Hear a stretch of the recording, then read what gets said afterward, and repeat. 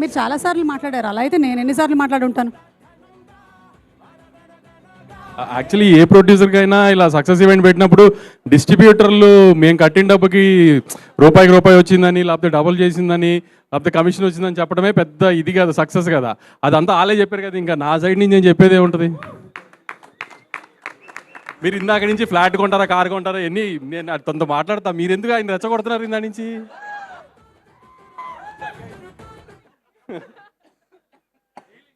నీకు నాకు అంటే సంవత్సరానికి 2-4-5 సినిమాలు ఉంటాయి, మన 10 ఈవెంట్లు ఉంటాయి, 20 ఈవెంట్లు, మనం ఏం తర్వాత మాట్లాడుకోవచ్చు కదా. 2 సంవత్సరాలకు ఒకసారి హీరో సినిమా చేస్తాడు, అతన్ని ఎందుకు రెచ్చగొడుతున్నారు మీరు మధ్యలో?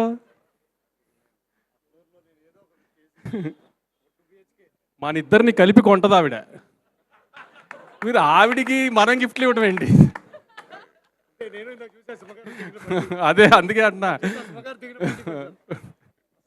ఇక్కడ నుంచి ఓవర్ టు నవీన్. ఇంకా నా మంత్లీ ఈఎంఐ మీకు పంపిస్తూ ఉండండి.